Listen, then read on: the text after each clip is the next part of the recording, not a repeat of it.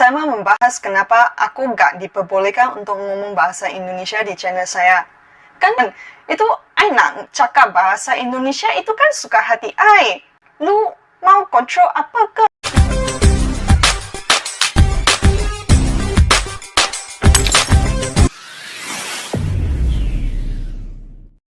Assalamualaikum dan salam sejahtera. Oke guys, bahasa Melayu dan bahasa Indonesia memiliki banyak kesamaan walaupun masih ada perbedaannya ya. Selalu kita mendengar kontroversi terkait dengan penggunaan bahasa dalam konten-konten YouTuber dari Malaysia yang memaknai sesuatu itu dalam bahasa Indonesia.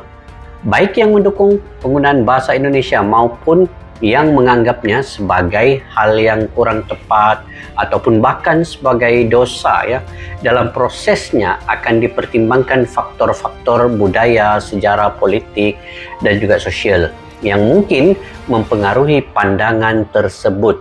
Jadi di dalam hal ini kan penelitian ini juga akan mempertimbangkan dampak dari segi globalisasi dan juga digitalisasi terhadap interaksi antara negara-negara di kawasan Asia Tenggara ini.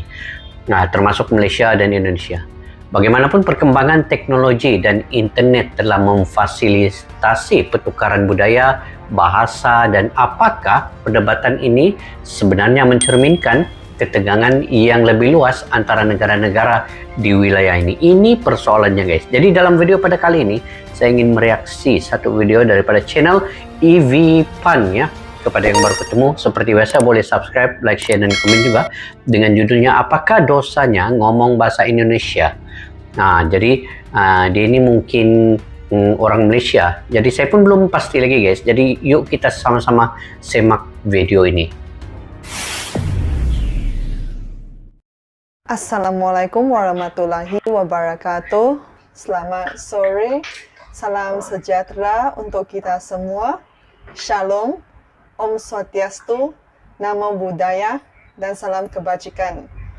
Yang saya cintai, yang saya hormati, dan saya sayangi, saudara tanah air saya, serta seluruh subscriber saya, dari Sabang hingga Merauke, dari Miangkas sampai Pulau Rote, yang hadir sore hari ini.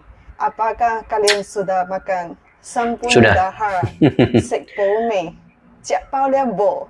Kenyang sudah. Have you eaten? Sit Fan Mo. Sesuai tema hari ini, saya mau membahas kenapa aku gak diperbolehkan untuk ngomong bahasa Indonesia di channel saya. Kan? Oke, cuma saya belum tahu lagi nih, dia ini warga negara Malaysia ataupun Indonesia ya. Jadi kita tengok dulu ulasannya sampai habis guys, baru kita faham mungkin. Jangan sampai gagal faham ya. Channel saya, channel Ivy Fan. Itu Pan. Cakap bahasa Indonesia itu kan suka hati ai. Lu mau kontrol apa ke? Kau macam bawang ke? Nah, sekarang ai kasih mic ke you. You cakap lah. You nak cakap kenapa ai tak boleh cakap bahasa Indonesia itu kan suka hati ai. Kau tinggal kat pantai ke? Itu daerah kau kepo luas sangat ke? Nah, itu saya mau cakap bahasa Melayu ke? Mau ngomong bahasa Indonesia ke? Itu sakarepku, bukan sakarepmu, kan? Itu ya betul-betul. Gak ada setuju. Saya mau ngomong bahasa apa, itu kan terserah saya. Itu saya pikiran apa, saya mau ngomong apa. Saya itu tujuannya untuk sharing. Itu YouTube saya sebenarnya bukan orang Malaysia medok Indonesia sih, lebih ke orang Malaysia sharing tentang Indonesia. Mendok, apa mendok tuh guys? Terus, kenapa? Itu kemampuan saya ngomong bahasa Indonesia dipermasalahkan. Selepas bahasa Indonesia saya sudah lancar, yang dimasalahkan itu kemerdekaan saya. Selepas kemerdekaan Indonesia saya dipermasalahkan, saya apa tuh guys ya? Dipermasalahkan kemerdekaan Melayu saya. Itu kan saya kuliah di Indonesia, saya mau ngomong dalam medok Indonesia kan itu wajar. Saya orang Malaysia. Orang Malaysia, oke. Melayu tak salahkan. Itu tapi kuliah di Indonesia. Jadi saya tak tahu kenapa itu malah diperbesarkan, dipermasalahkan kan. Sekarang kan ada orang seperti saya, orang Malaysia, Cino yang kuliah di Indonesia, seharusnya dipermanfaatkan di komentarnya yang konstruktif gitu loh, bukan mempermasalahkan. Saya merasa haters itu mempermasalahkan semua selepas bahasa Indonesia saya lancar dipermasalahkan, itu kemedokan saya dipermasalahkan, nanti bahasa Inggrisnya dipermasalahkan, nanti logatnya saya dalam bahasa Inggris dipermasalahkan. Ya ampun, ini gak selesai. Ya ampun, ya ampun. Nah, gini, lucu juga. Itu kalau bisa ngomong banyak bahasa, itu sesuatu kurnia dari Tuhan loh, karena bukan semua orang di dunia ini dapat belajar 2 bahasa. Kan Indonesia ada 78% orang itu belajar bahasa Indonesia sebagai bahasa kedua. Iya, kebanyakan kalian itu bahasa Indonesia bukan bahasa ibunda kalian, mungkin bahasa daerah kalian, bahkan ada mungkin bahasa Inggris, bahasa Belanda atau yang lain-lain. Nah, kan itu sesuatu yang harus di-celebrate gitu, bukan dipijak-pijak gitu kan. Karena menurut saya itu belajar sesuatu bahasa membutuhkan lingkungan. Kenapa saya bisa banyak bahasa, banyak dialek? Kerana lingkungan saya, kan saya dibesarkan dalam keluarga Cino. Terus saya sebagai warga negara Malaysia harus belajar bahasa Melayu. Tetapi untuk bersaing di pentas dunia, saya harus menguasai bahasa Inggris. Benar. Anjir, siapa yang ngomong tentang saya? Okey. Lanjut. Saya merasa itu kemampuan atau ketidakmampuan seseorang untuk mengomong bahasa tertentu itu bukan menandakan dia gak pinter. Itu malah lebih ke lingkungan, mungkin kondisinya, kondisi sosioekonomi gak membenarkan dia untuk belajar bahasa tertentu. Kerana di Malaysia kebanyakan warga negara Malaysia bisa ngomong bahasa Inggris. Tapi pas saya sampai di Indonesia itu susah ya mau cari seseorang yang bisa ngomong bahasa Inggris. Ada, tetapi lebih jarang lah. Tapi selepas saya mengobservasi, saya mendapati bahwa itu bukan semua orang dapat peluangnya untuk belajar bahasa Inggris. Gak sepertinya di Malaysia. Jadi saya merasa itu gak usah dipandang rendah sih kalau kamu bisa ngomong bahasa Inggris. Ya udah, bersyukur. Kalau kamu gak bisa, ya udah kamu belajar dari YouTube, belajar dari Google, itu bisa ikut les, itu bisa belajar sendiri. My English is okay. I can speak English very, very well. So, but it's never a problem who cannot speak English or making fun of their accents. In fact, Malaysians love that Indonesians speak English because we feel that Indonesians have such a really good sounding accent. Itu tadi maksudnya gini, orang Malaysia suka kalau orang Indonesia ngomong bahasa Inggris kerana logatnya, itu kemedokannya, itu merdu banget. Tapi sayangnya jarangnya orang Indonesia yang bisa ngomong bahasa Inggris ya. Tapi kalau ya senang sih bisa dengar orang Indonesia ngomong bahasa Inggris sih. Kalau untuk bahasa, mau belajar satu bahasa itu maksudnya ada tujuan, ada nilai gitu. Kenapa seseorang mau belajar bahasa tertentu, itu tergantung satunya lingkungan. Dan kedua, itu mungkin ada nilai komersialnya, ada tujuannya, atau kamu berpacaran dengan orang dari negara itu yang ngomong bahasa itu kan. Misalnya kamu mau berniaga sampai ke Jepang, makanya kamu akan belajar bahasa Jepang gitu. Kalau seperti saya ya, saya belajar bahasa Indonesia kerana saya kuliah di Indonesia. Kalau saya kuliah di Austria, ya saya belajar bahasa Austria. Kalau aku kuliah di Rusia, ya aku belajar bahasa Rusia, kan wajar. Tapi kenapa saya nggak belajar bahasa Espanyol? Ya kan udah enak, bisa bahasa Tionghoa, Inggris, Indonesia, bahasa Malaysia, ya enak belajar bahasa Spanyol. Sepertinya seluruh dunia udah bisa dijelajahkan. Tapi gini, bahasa Espanyol saya pada saat ini tidak sepenting bahasa Jawa untuk saya. Kerana bahasa Jawa itu saya pakai di seharian-harian di Jogja. Tapi saya belum ketemu dengan orang Espanyol.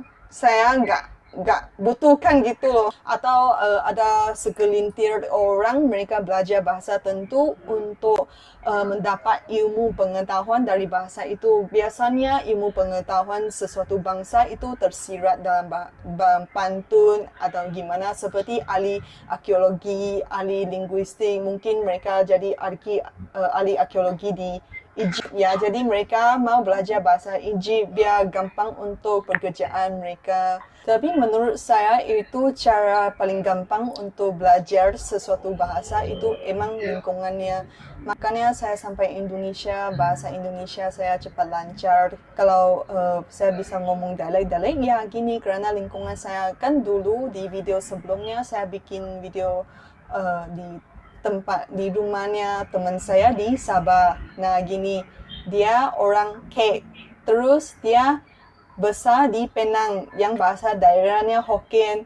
Tapi pas sampai di rumahnya mereka nonton sinetronnya Hong Kong yang ngomong bahasa Canton. Pas saya masuk rumah dia, saya bisa dengar 3 dialek gitu.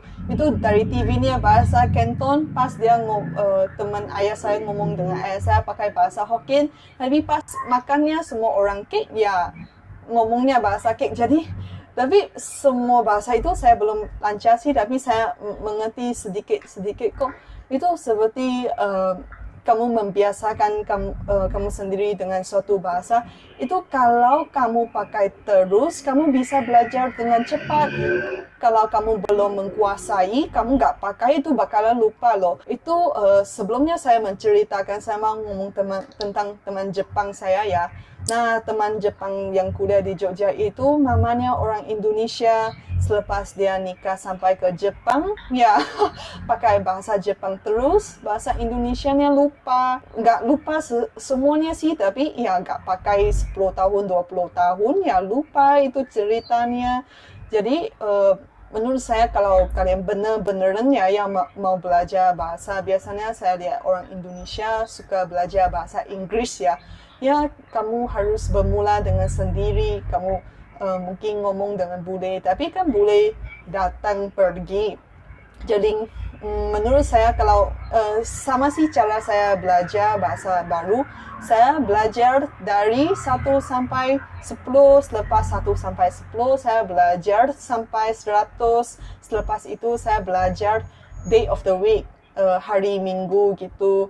Terus belajar yang gampang-gampang hewan dan belajar itu bahasa gaul seperti I love you, apa-apa, tresno kudo sembahyang yang kalian suka pakai gitulah bahasa kau. Selepas sampai tingkat kelancaran tertentu baru diajakin ngomong. Nah dari sana kamu lebih cepat pick up gitu, lebih cepat dapat. Nah sampai sini saya berharap video ini dapat menginspirasi kalian untuk belajar bahasa baru, untuk menambah ilmu, untuk menambah kelancaran, mendapat banyak teman, dapat banyak kawan. Nah, saya mau mengakhiri video ini dengan 我爱你，我中意你，我suka lu, kulo tresno sembahyang, saya cinta padamu, I love you. Harap baca saya jangan. Oke guys, saya teringat satu peribahasa ya. Masuk kandang kambing mengembek. Jadi di mana tempat kita pergi itu, jadi kita perlu menyesuaikan diri sebaik mungkin dengan tempat itu. Tidak kiralah sama ada bahasanya, budayanya, pekerjaannya dan apa-apapun. Jadi sebenarnya apa yang diceritakan oleh Miss ini ya tadi, dia Chinese daripada Malaysia, kemudian berkuliah di Indonesia dan belajar bahasa Indonesia, itu sebenarnya tidak salah, tidak pun berdosa. Jadi adalah lebih baik sebenarnya kita ini menguasai berapa bahasa pun yang ada, sebab beberapa perkara ya yang saya coba ambil perhatian tadi daripada apa yang disampaikan oleh Miss ini tadi, antaranya sebenarnya komunikasi ya dengan lebih banyak orang itu yang menyebabkan bahasa itu kita cepat belajar. Jadi kalau di sesuatu tempat itu bagaimana kita ingin menguasai bahasa itu, kita perlu selalu ngomong dengan orang yang berada di situ dan selalu berinteraksi. Jadi cepat untuk kita mengadaptasi sesuatu itu, dan bahasa itu cepat kita pelajari dan kita dapat praktikkan di dalam kehidupan kita di lingkungan itu tadi. Kemudian apabila kita memahami budaya dan perspektif dari sudut pandang yang berbeda terhadap sesuatu bahasa itu, di situ kita dapat mempelajari banyak lagi bahasa dan budaya ini, dan ini juga saling terkait erat sebenarnya. Dan bahasa Malaysia dengan bahasa Indonesia ini dia tidak jauh berbeda ya, cuma dikit-dikit lah, tetapi dia mempunyai nilai-nilai hidup, nilai-nilai tradisi, nilai-nilai yang pandangan dunia terhadap sesuatu bahasa itu begitulah, ada yang berbeda-beda. Tetapi apa yang pentingnya kita ambil dari sudut positif dan kita mempelajari sesuatu bahasa itu untuk meningkatkan kemahiran kita. Jadi sudut pandang dari segi kemampuan berpikir dan juga dapat belajar bahasa lain itu dapat meningkatkan juga dari segi kemahiran dan juga peluang-peluang kita di masa hadapan untuk berhadapan dengan orang ramai, ngomong dengan sesiapa pun. Contohlah di Indonesia kan, pergi mana-mana daerah pun bisa untuk ngomong bahasa Indonesia itu sudah salah satu yang paling terbaik. Jadi kemudian juga peningkatan kenapa kita perlu belajar bahasa lain ataupun bahasa Indonesia kalau berada di Indonesia, itu meningkatkan peluang karir kita sebenarnya di mana-mana pun. Contoh kalau kita di Spanyol, kita belajar bahasa Spanyol, kita di Jepang, kita belajar bahasa Jepang. Jadi di era globalisasi ini ya, kemampuan berbicara lebih dari satu bahasa ini menjadi aset yang paling berharga di dalam dunia kerja pada saat ini. Jadi banyak perusahaan juga memiliki klien yang pelbagai ya, dan juga perlu menggunakan pelbagai bahasa dan komunikasi yang baik. Di sini peluang karirnya akan bertambah-tambah meningkat sekiranya kita menguasai banyak bahasa itu. Kemudian kita boleh mengakses ke sumber daya dan informasi. Sekarang kan dunia digital juga, jadi apa-apa sumber daripada media sosial yang kita terima itu dari berbagai bahasa sebenarnya. Jadi disinilah apabila kita dapat mempelajari banyak bahasa itu, kita dapat cepat mempelajari apapun info-info yang terkini untuk wawasan dan pengetahuan baru kita. Dan kemampuan untuk kita pergi manapun, sekiranya kita menguasai bahasa di satu-satu tempat itu, itu akan lebih mudah sebenarnya. Jadi kita ngomong dengan orang pun senang kan, dia memahami kita, kita memahami dia. Jadi bahasa ini yang pentingnya apa yang kita tuturkan dia memahami, kita pun memahami. Jadi begitu guys. Kemudian dari segi perkembangan keterampilan sosial kan, belajar bahasa ini melibatkan interaksi macam saya bagi tahu tadi dengan penutur aslinya itu dan rakan-rakan lainnya. Contohlah Miss tadi itu kan dia kuliah di sana, jadi dia perlu berinteraksi sesama mereka di kelas itu. Jadi itu akan menampakkan lagi cepat untuk mempelajari sesuatu bahasa. Itu terutama bahasa Indonesia ini lagi senang lah, dia mirip dengan bahasa Melayu di Malaysia juga. Jadi satu lagi, dia akan menjaga otak kita supaya lebih aktif. Jadi belajar bahasa ini pada usia berapapun lah, usia muda, tua kah, dewasa kah, kanak-kanak kah, dia cepat membantu untuk mengaktifkan otak kita ini supaya lebih cepat untuk mempelajari juga sesuatu. Itulah antara guys. Dan yang paling penting ya, ini yang mungkin yang terakhir poinnya, yaitu kita dapat kepuasan pribadi. Nah, sebagai contoh ya, di Indonesia channel Vicky Naki ini dia boleh menguasai lebih kurang ke 5 hingga 10 bahasa mungkin ya, Vicky Naki itu. Jadi di Spanyol dia tahu, Perancis dia tahu, Jepang dia tahu, Korea dia tahu. Jadi dia boleh berhubung dengan berkomunikasi dengan orang di media sosial itu dari manapun, bahasa Inggris kah, Spanyol kah, itu dia boleh terus berkomunikasi. Jadi itu pentingnya bahasa itu. Jadi kesimpulannya di sini, belajar bahasa ini membawa banyak manfaat yang berharga untuk kita semua, bukan saja dari aspek hubungan antarbangsanya, tetapi sehingga meningkatkan peluang karir dan juga pengembangan pribadi kita. Jadi tidak salah untuk belajar bahasa apapun sebenarnya. Jadi terima kasih kepada video daripada Evi Pan ini tadi. Kepada kalian yang baru ketemu itu, kalian boleh subscribe, like, share, dan komen. Oke, menurut kalian bagaimana terkait dengan perkara ini? Kalian boleh komentar di ruang kolom di bawah. Semoga kita saling mengeratkan silaturahmi dan juga belajar bahasa masing-masing. Oke guys, sampai berjumpa lagi. Assalamualaikum warahmatullahi wabarakatuh. Bye-bye.